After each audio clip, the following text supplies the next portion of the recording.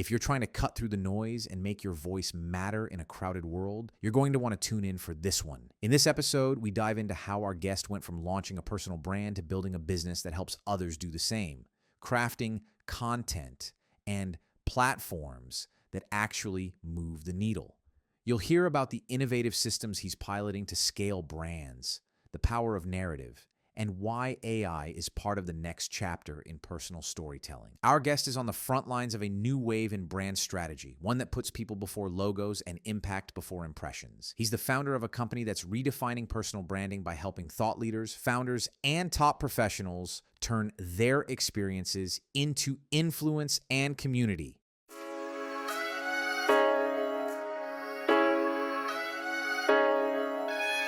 Hey everyone, welcome to Business Unchained, where entrepreneurs and business owners come together to power up on their journey to greatness. My name is Bobby Mascia, owner of many businesses, including my passion, a wealth management firm that specializes in helping entrepreneurs. My life totally changed when I made a conscious decision to design my businesses to run themselves, not me and my time. If you're looking to get unchained from your business, make more money, and have more time, listen to the experiences of other successful entrepreneurs here on Business Unchained. Bobby Mascia is the founder and CEO of Greenridge Wealth Planning. All opinions expressed by Bobby and his guests are solely their own and do not reflect the opinion of Greenridge Wealth Planning. This podcast is for informational purposes only and should not be relied upon for any financial decisions. Clients of Greenridge Wealth Planning may maintain positions in any securities discussed in this podcast. Please welcome one of my good buddies, the founder of Arcbound, Bryan Wish. We met in my personal branding journey, and what a relationship we've started to build. It's really been one off of kind of like trust and open conversation. And I think what you're doing here in your space, especially with the relaunch of Arcbound, is fairly unique. I mean, we talk to a lot of different marketing companies, but none that focus really on personal branding. And I'm excited to kind of share some of for you to share some of your knowledge with everybody, because you got a lot of it. Where do you think that most people, when they're thinking about their own personal branding, where do you think they start their journey, or where does it make the most sense to kind of start their journey? Is it in writing a book? Yeah. Is it around just your own kind of messaging and just trying to find speaking engagements? Like, what have you seen has been, I guess, the most efficient or effective way to kind of go to market as an individual trying to get their name out as a thought leader? Yeah, that's a great question. Like, thought to it as they should.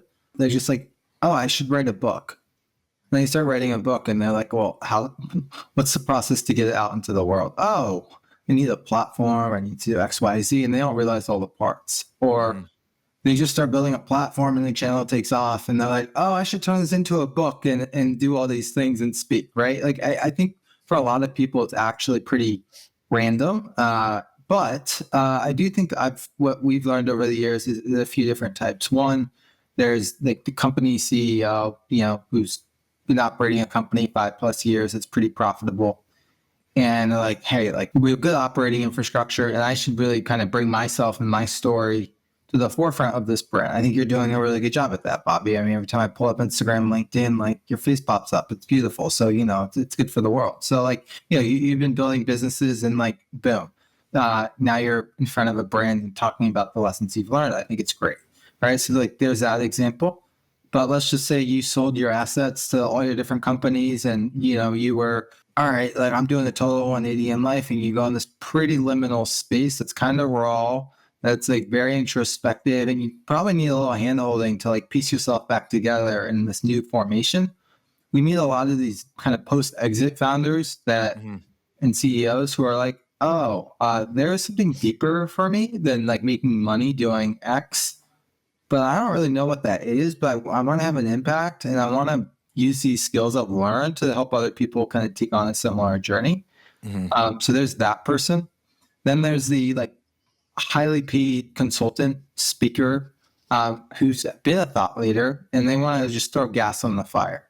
They want to add the podcast. Maybe they're writing their next book. They need help ghostwriting it. They need hundreds of pieces of content for their social media because they already have a base, but they need to really amplify it with consistency and data and all those things. So we can meet people in those different crossroads. I think our approach fits super well. Yeah, I think for me, my journey was, I guess, one of those random approaches. We were doing a lot of social media marketing, or I was doing a lot of social media marketing for one of my current companies, Greenridge Wealth Planning. And I always felt that people connected with people. They didn't connect with brands, because that was the way I was. Like, I didn't want to see Arcbound stuff coming my way. I wanted to see Bryan Wish stuff. And, I like Bryan. I know Bryan. And then all of a sudden, like, oh my God, that Arcbound stuff is pretty interesting because I like you. I know you. Yeah. If I didn't know you or like you, it just is another brand, another name, another email clogging up my inbox, or another, feed that I'm just going to kind of shoot past. So mine kind of started pretty random. And I feel like, for most CEOs or most people who are in that forward facing role, do you see that other people outside of the CEO are also doing personal branding? Like, what's kind of been your experience? Has it just been unilaterally, like CEOs were going to focus on building you out or exit planning, or do you think that there's multiple faces in an organization from a personal branding perspective? Like, what does that look like for you? Well, I want to answer that question, but maybe if I can just ask you a question real quick, and then we can kind of circle back to that. Wait. Who's running this show here, dude? Well, I ask the questions. You don't ask the questions. No, I'm just kidding. There's a whole nother skill set to this, which we're piloting. I'm excited about. But before I get there, like, since I started meeting you, you've been a lot more active. Like, what have you noticed, right? Like, you're asking these questions from a pretty detailed point of view. So, like, what have you noticed since you've been out there more? That's a great question, because I think when we started to go down this path, we had talked about really everybody in the company that has a forward face. How do they start to share in some of the, let's call it, camera time? And the hard part is, it's like you can't build five faces, 5 names at the same time, unless you have an unlimited budget and you're just willing to kind of like throw money at every single one of them. But when you're working with finite resources, it's like, okay, well, how do we just get proof of concept that this is going to work? And then if it really starts to work and buzz starts getting generated and there's some activity around it, then maybe we can use that as justification for expanding out the program a little bit. Yeah. So that's kind of how we've been playing with it to start. And then all of a sudden it was like, my experiences led up to me being inspired to write a book. So the book is done. We've yet to kind of iron out the title or the cover art, but it should be ready to distribute in 4 months. And the podcast just really came from, I love talking to people about their experiences, what they've kind of been, what their journeys look like, and, how they've experienced life. And, this is kind of taken on a life of its own. So I look for the same thing that I'm kind of going through, and I try to make, draw the direct correlation. So I don't really look at it from maybe your lens where you're going, all right, I'm going to take the market as a whole and really see where there's voids and where I can create some disruption or some opportunity. And that's what I'm curious to learn from your lens is, who's missing out on these opportunities, or who's really ripe to take advantage of these? Because, as we go through this digital age of creating online communities and following and trying to get our word out in a really noisy place, separating ourselves from the noise is going to be super valuable, just more and more valuable, I think, as time goes by. Yeah, totally. I mean, I think you've been playing, as in your words, nicely with this journey, and it's been refreshing to just watch. And I think to your point on how do you do this effectively and efficiently for multiple stakeholders is a question that's really been on my mind that we're going to crack. Before I maybe speak to that as well, in your last question, how many people do financial planning at Greenridge? We've got 5 of us. Okay. So this is interesting, right? Because there's a spend that's going to Bobby Mascia. Mm-hmm. That's X. And if you were to apply the same spend to those 5 people, it'd probably be ridiculous. Let's just call it for what it is. Or it might be just like unreasonable as a business owner to spend. Yeah, it might not be 5X, but because there's probably some efficiencies we can draw, but it'll be more. So now imagine though a world where you have 20 or 15 of these guys and gals, and you want to brand every single one of them, but you're probably not going to pay 3, 4, 5K, whatever it is a month for each person, because that'd be ridiculous. And so the way we're thinking about this industry is like, we've built this Ferrari model.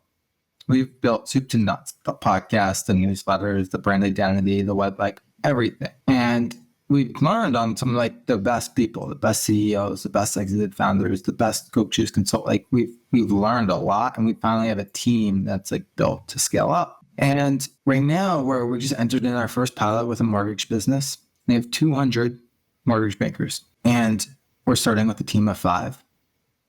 And we've created a more productized model where each loan officer is going to pay about $1,000 a month, and the company's going to support a lot of it too.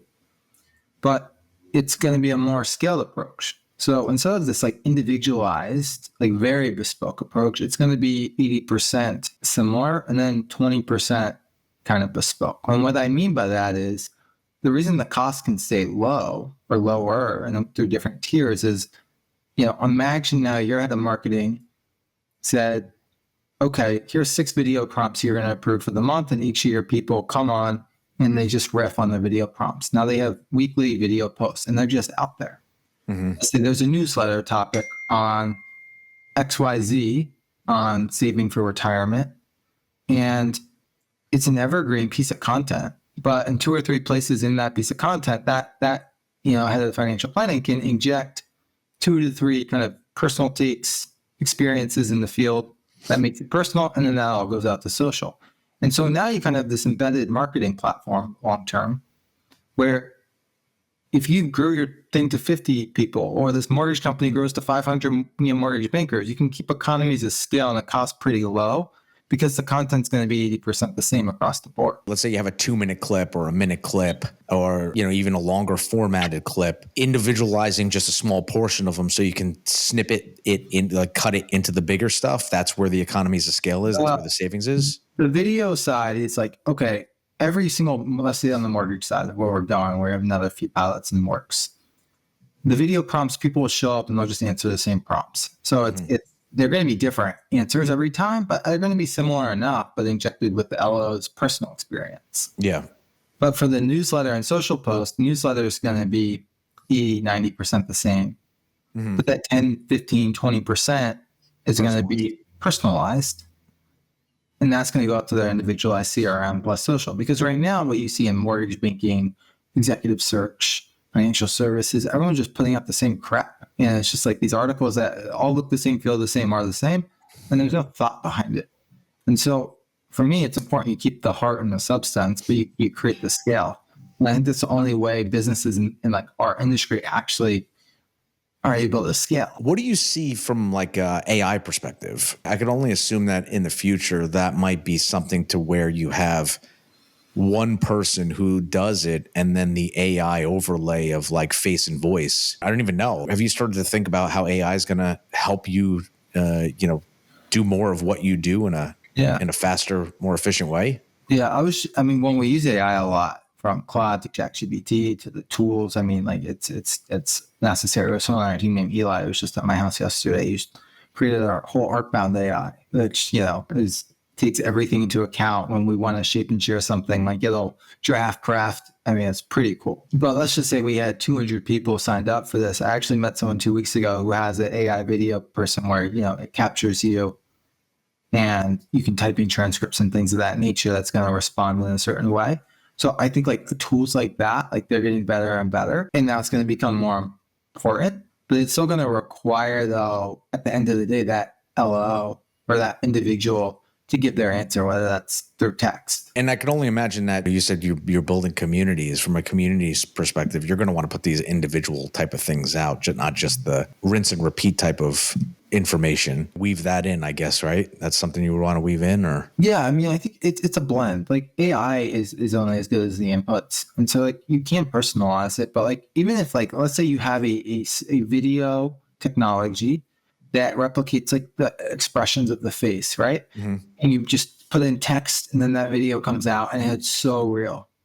That's great. But like, okay, you're still going to need the text response from that person to answer if they don't want to show up on video, and they might just be more comfortable showing up. And so I think it's going to be a blend, and it's going to be a bit intuitive of like, what's the personal preference of the LL. Personally, for me, if I had a video thing that was going to take my face and like, make it amazing, I'd probably just write because I'd much rather express myself through writing than on video.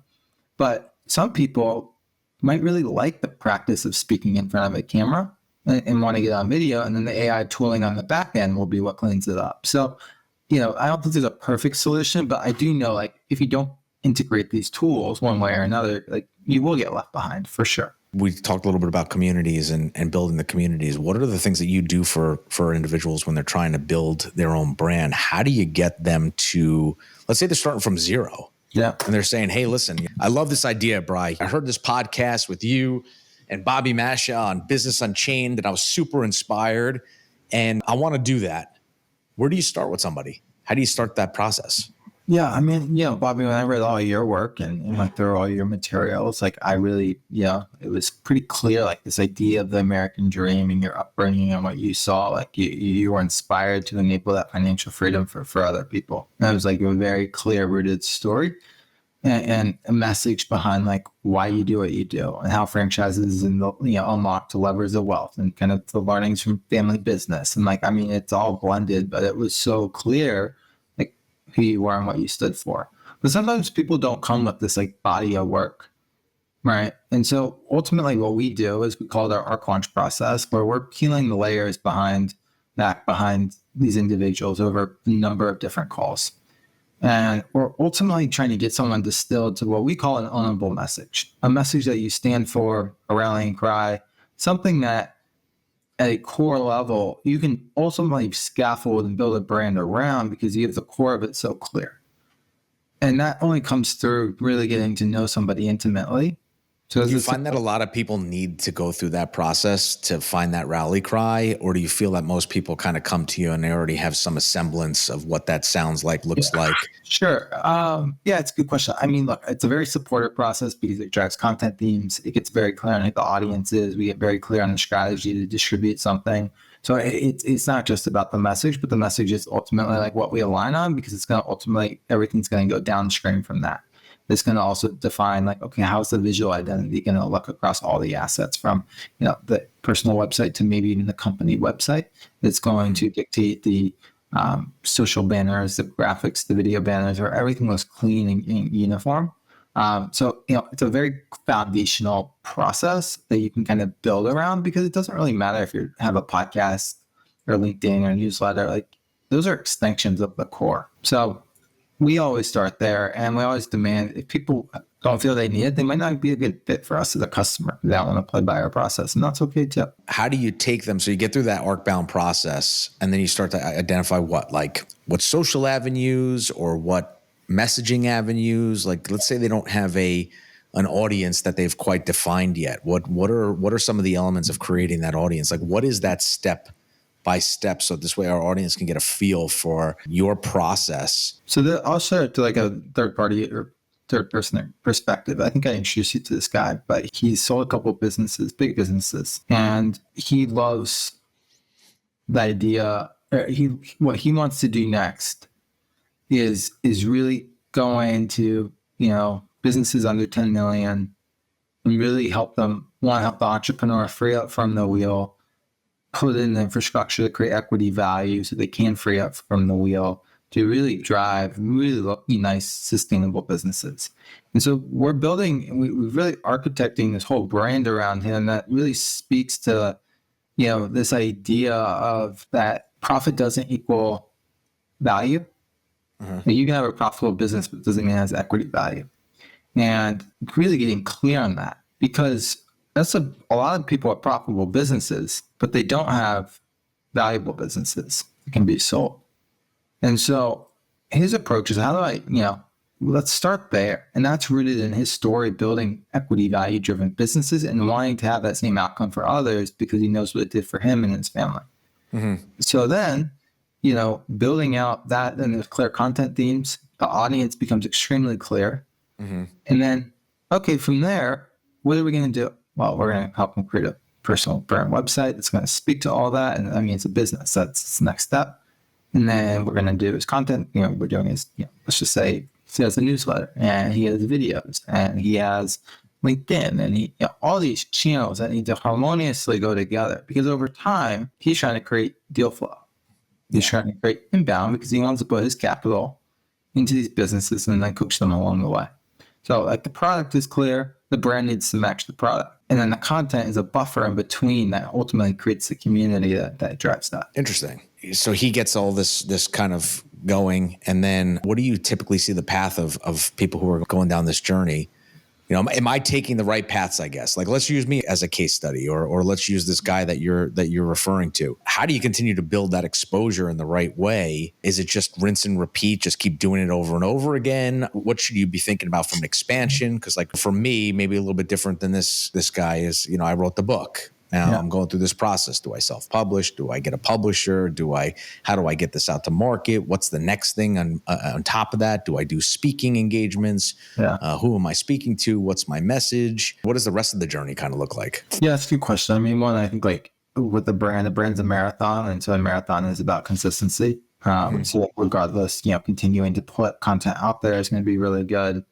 Really measuring across platforms from a data-driven perspective, because that's going to drive content strategy. For instance, we have really strong reporting infrastructure across 30 plus clients. So like really just getting in the details to like make the consistency create the most impact. So that's one part. I think part of a brand journey, like when your book comes out, it's not just your book coming out. It's a really strategic opportunity to create an event, a marketing event, whether digital, in person, online.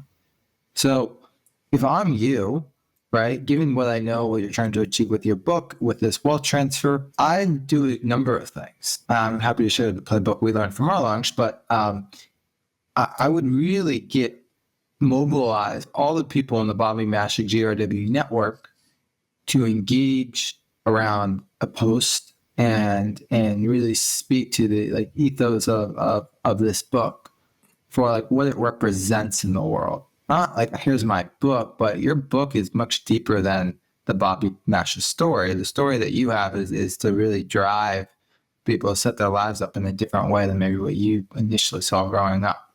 And I might be shortchanging you here. That one thing that I guess I would consider my differentiator, or... I mean, it's an inflection point. It's an inflection point in your brand journey. Let's say your brand's going along book.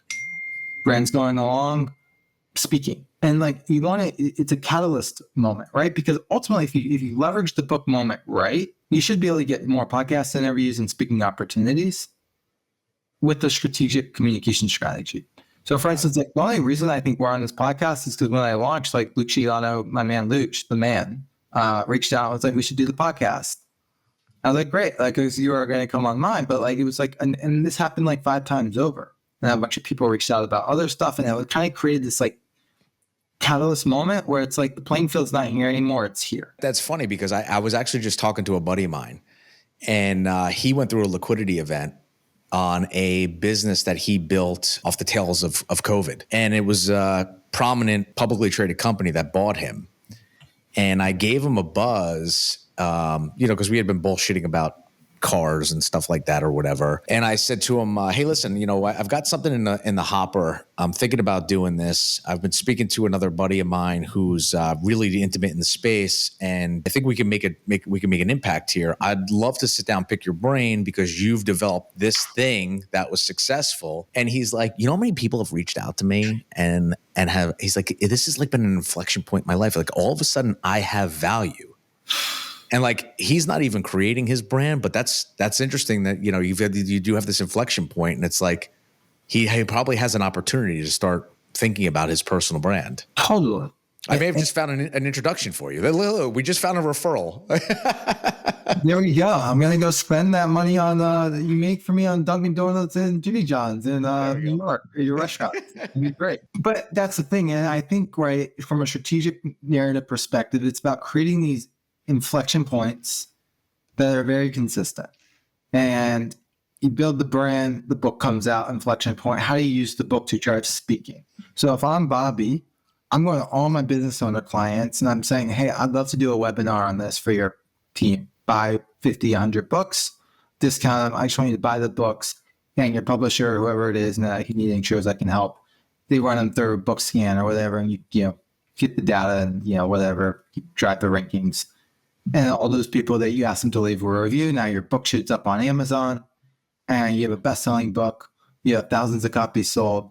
and you've just spoken 10, 15 places and you have all these recordings. Then you take all that content that you've recorded or you've done in person, and you start dripping that out. Now everyone sees you speaking. You're the speaker, you're the author, and now you're the guy who owns all these businesses. Now you have this tightly knit brand around all the things that represent Bobby Mascia. And then let's just say you wanted to create a course in like 2 years or 3 years, and you have a huge audience for all these business owners for like $500 a month. I'm not a big course person, but I'm just saying, like, you have all the assets in place to like leverage each next piece. And if you start a personal brand, you probably can't start by creating a digital course because you don't have an audience, you don't have a brand, you don't have substance at all. Right. So I think it's like thinking about who you are and what you want to do. And that's ultimately, I think, the strategic, like I think for you in like 2 years, because of the book and where you want your companies to be and speaking, like, where do you want to be in that? And work backwards from there, and you can create your strategic inflection points. Do you feel that people are moving more and more away from just their company name and more toward this personal branding? Or are we just at the early onset? Or do you think that people are just early innovators and it may or may not be the next course in terms of, you know, marketing and getting yourself out there? Like, where do you see the landscape for this? I mean, look, I think for companies like yours, it has to be the next wave. I think for service companies that don't have proprietary technology and information, like their best assets are their people and the people in the field selling and making value and profit for the business.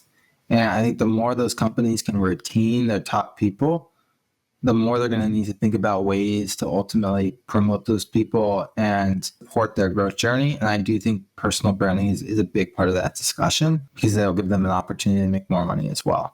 I also think just with where technology is going, and like we have people more access to being able to do more things that they want faster than ever before. And, you know, like people, the more you understand how to distribute, market, and communicate around who you are, the faster opportunities are going to speed up, whether you're a business owner or just like any kid out of college. And so I think the opportunity in this is massive. And I think it needs to be at the forefront of people's minds because it's going to create a lot of different opportunities for them, no matter what they do or decide to do. So you're at the early onset of this enterprise scaling, so to speak. You know, you use the mortgage professionals as an example of, I'm assuming that they're an early client, an early adopter of this. How do you envision, you know, packaging this thing up and getting it out to the masses so that this way people can start to highlight their key employees that are out there really being the face of the brand? Yeah, I mean, I think we're going to need a couple case studies that go really well. So we're also in talks with a couple other companies to do this, basically leveraging the mortgage deal that we have. If we start getting a few models where, these companies have 20, 50, 70 people at a time going through it, and we have the data, the reporting, we have the clear system. Like, I think that's going to be really hard to replicate. Service businesses are super hard to scale. And, I think we have the ability to do it given the infrastructure we have in place. And so I think like we just need a few case studies and then get the product really refined and then just step on the gas. And so I envision that by the mid 2026, I can really step on the gas with that 2 or 3 pretty successful case studies. And do you think that's going to be your business model moving forward? I mean, what do you see? It's interesting. I mean, I love the B2C side of our business because of it's intimate, it's raw, it's super personal. We get to work with fascinating people. So what I think is because we have the B2C infrastructure, like I would, in a perfect world, like the B2C to be like 20 to 25% of our core business. Mm-hmm. And I do think the more we scale the B2B side, the more surface area we cover and the faster the B2C side will pick up in time. Just because there's going to be people who need more bespokeness, the better they are at what they do and the more they want to invest. And so I actually think it's very complementary to the B2B side. But if the B2B side scale is 75% of our business and it's a $10 million a year business, that is equity value. And that's a business that can sell for $50, $60 million because we have a number of enterprise clients paying us, $50K a month. Like clockwork. Like that's to me a beautiful vision. And I think can be very impactful to the company. So when you think about your future of your business, you're already looking at kind of that exit strategy as well. Yeah. I mean, I'll put some private similar to the example of the guy who's going in trying to create enterprise value. That's how you see the enterprise value for your company to really kind of catapult? Put some really good people around our business, given like some things that happened a couple of years ago, and it's completely shifted the thinking and cost structure for how we do things, from how we, offshore, and found some incredible partners there, one incredible partner there. And then, just the thinking of the model. I put some advisors around the business to make sure we're set up for long-term success, but it's been turning an entire ship the last, 2 years pretty much. So I think you got to. And I wish I was thinking like this when I first started, but I was kind of going into the unknown fully. I had no idea, how this is new territory, 7 years ago when I started. But had I known what I know now, I think I'd be so much further ahead thinking like this. And if I started another business in 5 years, I'm going to very much think with the end in mind around, the model for sure. What encouraged you to kind of get into this niche, go right after the branding? Personal branding? Yeah. So my background is, I was always super passionate about building communities, mobilizing people around shared visions, and using content as a vehicle to mobilize. Because I believe when you share and express parts of yourself, you can put that in front of the right people. Ultimately, one, you can get to where you want to go, but you can also help a lot of people along the way. That journey was fueled in sports and marketing in college, to starting a media platform when I was a senior, to working at an investment fund, running their content and community, and really learning a lot of things around brand, content, and community in a pretty detailed way once I kind of graduated from the University of Georgia. And I had the opportunity after college to really package and combine all of those experiences in a way that was pretty meaningful. I was working for an author in Washington, D.C. He was selling his marketing tech business. And he was, he said, "Bryan, why don't you come run my book launch for the Creative Curve? And we'll essentially do like a year and a half startup on myself. And then I'll help you figure out whatever you want to do next." And when I entered in that opportunity to really work with them, my vision going in wasn't, I'm going to take what I learned and then apply and scale that outwardly. My vision was, let me go get my hands super dirty, learn as much as I can, and like that'll lead me to where it's supposed to. So was that the start of his own personal branding? Was putting a book together and doing this launch, and you were kind of riding shotgun with him? Correct, exactly. And so he was in the process of selling his business, and he didn't have time. And so from, getting his website and messaging to the audio, video, to the podcasting side, to the long form writing, to the newsletters, to every single component of what brought this brand together, I wasn't necessarily doing, but like managing all the pieces, finding the talent to do it, and kind of piecing it together, and then creating the ongoing drip of content, creating the ongoing, go ahead. What did he want to accomplish in creating his own brand? So he's selling his business. Yeah. And he's saying, listen, I'm going to go out. I want to start my own, my own brand. I want to get myself out there. And what was the launching point for that? What really got him going? Yeah. Given that he was like in the process of transition and coming up, I think the brand was a fuel to give him direction post exit. Okay. And then 2, he did want to do the speaking thing at the time. So he was talking on all these stages, and he was taking his corporate relationships and selling into those relationships to give his Creative Curve talk. And, it was really cool. And then 2, he had ambitions to start a venture fund. And so he eventually started a private fund off of his personal brand, more or less. And he had done work in venture before and built companies. So it wasn't his first rodeo, but the brand was this platform that he could coalesce all these experiences into, his relationships, the things he's learned. And that was the fuel, right? Sell books, get speaking, and help him kind of launch into what was next, which was the venture fund. What are you doing for your own personal branding? Are you focusing on that, or are you really spending most of your time just building other people's brands until the company gets some legs? Like, what's kind of been your methodology around that? Yeah, I'm just starting to get pretty out there. We just relaunched our podcast, and I think you're scheduled to come on, or Luke needs to look it up for us. So I think, baby. Yeah, come on, Luke. Luke is nodding his head. He's like, yeah. Come on, Luke. So, and I do most of the thinking behind our newsletter for our company. That mostly comes from me, but it's through Arcbound.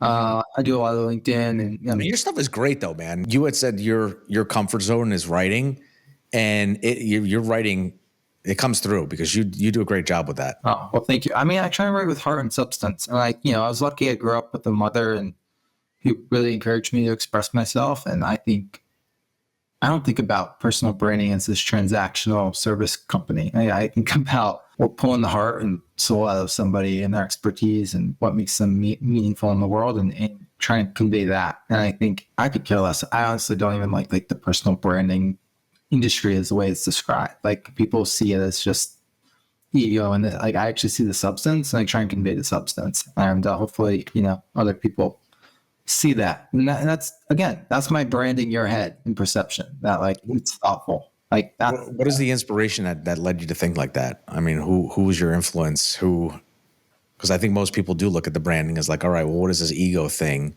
And how do we get the most out of, your voice and your message? But even just going through exercises with you personally, there's a lot of care and a lot of thought put into it. Yeah. I mean, one, I think I'm a pretty divergent and holistic thinker, and that's not to toot my own horn. It also tells you that I lack focus immensely.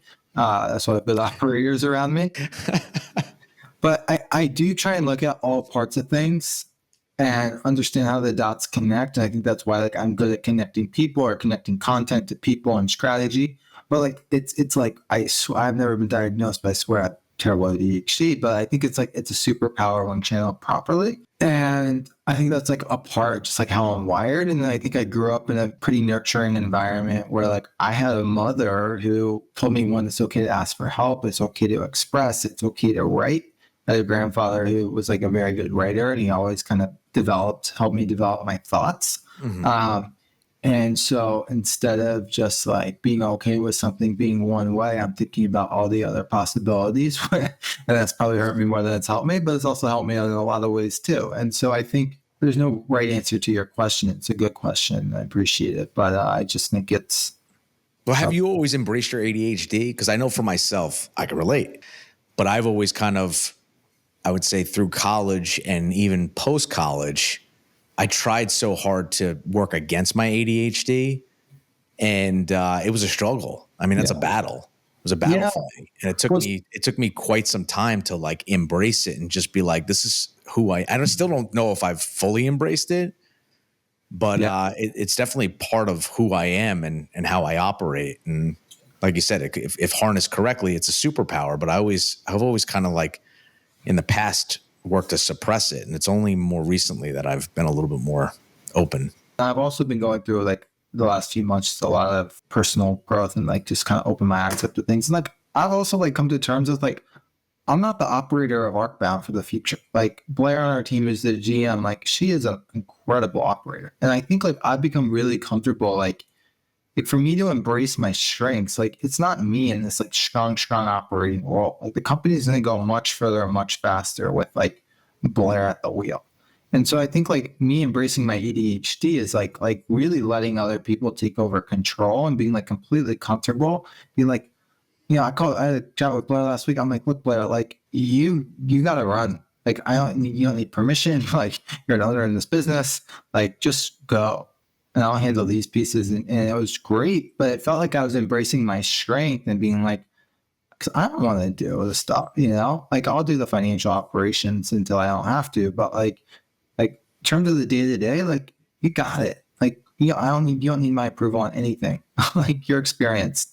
And I think it's having conversations like that and owning that self-awareness of things I suck at, or the things that I know where I'm good at. I think it's been a big part of my growth the last 6 months. And because I have some of the right people around me, I've been able to lean into that and embrace maybe some of those things that I wasn't really aware of prior. Well, dude, I appreciate you sharing with us. I know for me, the personal branding journey has been an interesting one, and it's a little up and down. You kind of grapple with having to be out there exposing yourself in ways that maybe you're comfortable with in one day and you feel a little bit uncomfortable the next day. Even just sharing ideas that you have and us collaborating together has been huge, just for me to kind of feel encouraged to press on. Oh. And I've seen a lot of other people who are they're tackling this space, but they may not be doing the best of work because they don't have the process behind them that helps to organize a tactful approach to get into that market that they want to be in and penetrate it, so that this way they're not just out there doing whatever it is they're doing to a deaf audience, they're actually creating an audience, they're creating a community. And hopefully they're going down that journey, they listen to this podcast and they find you. What's the best way to get involved in your program or learn more about what it is that you're doing, whether it's B2C, dealing with one individual, or if it's a company that's saying, the whole scaling idea, that might be something that's great for my sales organization or my team. How do we find you? Yeah, first you can find me at GRW office for movie night at the DVD. So let me know. I would love to meet you there. Second, you can just reach out to me on LinkedIn. It's Bryan with a Y, Bryan Wish, WISH, or just email me, Bryan at Arcbound, ARCBOUND.com. Yeah, dude, the tools that you offer are phenomenal. So I would say if you're in the market to look for a strategy to hit your personal brand, this is the guy to go for. I didn't pay you to say that, but that's very kind of you. Thank you. That's all right. I'll send you a bill later. All right, dude. Well, listen, this was awesome. I look forward to continuing our relationship together. This has been a lot of fun, and there might be a V2 of this podcast as I dive into deeper waters. But that's a wrap. Bryan Wish. Oh, thank you. That was fun. Hey guys, Bobby Mascia here. If you've been listening to Business Unchained, you know we're creating conversations that matter. Real stories and strategies to help business owners and entrepreneurs win. We've been putting a lot of work into these episodes in our online community, bringing you content that can actually move the needle for your business. And we're everywhere: Instagram, LinkedIn, Spotify, Apple Podcasts, Amazon, TikTok, you name it, we're there. So look, if you're getting value from what we're doing, please follow, subscribe, and drop a quick comment or like. It really helps us grow this thing. Just search Business Unchained and you'll find us everywhere.